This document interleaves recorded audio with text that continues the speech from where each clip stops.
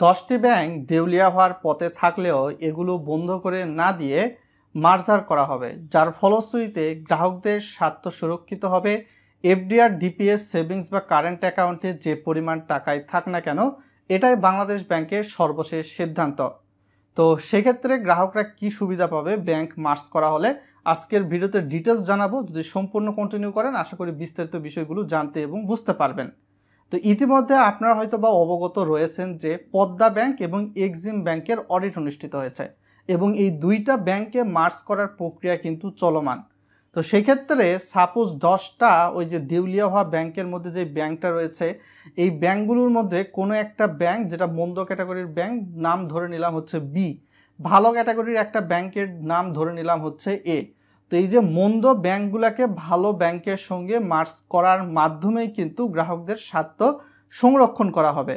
তো যখন B bank এ ব্যাংকের সঙ্গে মার্জ করবে, তো সেক্ষেত্রে বি ব্যাংকের গ্রাহকদের যে হিসাবটা রয়েছে সেই হিসাবটা কিন্তু এ ব্যাংকে স্থানান্তরিত হবে, যার ফলশ্রুতিতে বি ব্যাংকের গ্রাহকদের যেই নিয়মিত লেনদেন করতে পারতেন সেটা এ ব্যাংকেই কিন্তু করতে পারবেন। যখন মার্জ করার প্রক্রিয়া শেষ হয়ে যাবে, সেক্ষেত্রে বি ব্যাংকের গ্রাহকদের যেই চেক বই বা ডেবিট কার্ড, যেগুলো দিয়ে গ্রাহকরা হয়তো বা টাকা পয়সা উত্তোলন করে বা ডিপোজিট করে, তো সেই চেক বই বা ডেবিট কার্ড বি ব্যাংকটা যেহেতু এ ব্যাংকের শাখায় রূপান্তরিত হবে, তো ওই শাখায় জমা দিয়ে নতুন চেক বই বা ডেবিট কার্ড নিতে পারবেন। তো সিস্টেমটা হলো এইরকম, আপনার এফডিআর, ডিপিএস, সেভিংস বা কারেন্ট অ্যাকাউন্টে যেই পরিমাণ টাকা থাক, সেটা 10 লাখ, 5 লাখ বা 20 লাখ, যেই পরিমাণ টাকায় থাকবে, মার্জ করার ফলশ্রুতিতে গ্রাহকরা কিন্তু সেই পরিমাণ টাকাই পাবে। ভিডিওটা ইনফরমেটিভ, সো ভিডিওটা লাইক করে শেয়ার করে দেবেন বন্ধু বান্ধবদের সঙ্গে, যাতে করে তারাও এই ইনফরমেশনটুকু জানতে পারে। আর চ্যানেলে নতুন হলে সাবস্ক্রাইব করে দেবেন। ইতিমধ্যে ব্যাংক খাতকে সংস্কার করার জন্য কিন্তু টাস্ক ফোর্স গঠন করা হয়েছে 3টা, এবং এই যে দুর্বল ব্যাংকগুলো রয়েছে এই ব্যাংকগুলোকে টেনে তোলার কাজ করবে টাস্ক ফোর্স। তাছাড়া আরও অন্যান্য ঋণ নামে বেনামে যে বের হয়ে গেছে, এগুলো কিভাবে ফিরিয়ে আনা যায়।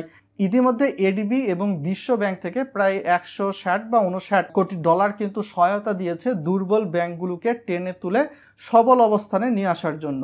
তো কোনো ব্যাংক যদি দেউলিয়া হওয়ার পথে চলেই যায়, তো সেক্ষেত্রে আমানত ইন্স্যুরেন্স 1 লক্ষ বা 2 লক্ষ টাকা রয়েছে, তবে সেক্ষেত্রে সেই দিকে ব্যাংকটাকে বন্ধ করে না দিয়ে বাংলাদেশ ব্যাংক এই যে দুর্বল ক্যাটাগরির ব্যাংক রয়েছে এই ব্যাংকগুলোকে ভালো ব্যাংকের সঙ্গে মার্জ করে দিবে।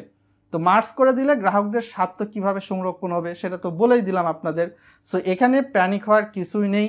তো বি ব্যাংক যখন এ ব্যাংকে রূপান্তরিত হবে, তো সেক্ষেত্রে তারা নিয়মিত লেনদেন করতে পারতেছে, সেটা এফডিআর হোক, সেভিংস অ্যাকাউন্ট হোক বা কারেন্ট অ্যাকাউন্ট হোক। টাকা পয়সা নিয়ে এখন যদি প্যানিক হন, চিন্তা ভাবনা করেন, আপনারই ক্ষতি, আপনার শরীরেই কিন্তু হচ্ছে এর প্রভাব পড়বে। গভর্নমেন্ট ইনফো থেকে আমাদের সকলের ফোনে কিন্তু মেসেজ দেওয়া হচ্ছে এবং মেসেজ দিয়ে বলা হচ্ছে যে ব্যাংকিং খাতে সংস্কারের কাজ চলমান, আস্থা রাখুন, খুব শীঘ্রই ব্যাংকিং খাত ঘুরে দাঁড়াবে। সর্বোচ্চ ব্যাংক হয়তোবা মার্জ হবে, কোনো ব্যাংকেই বন্ধ করে দেওয়া হবে না।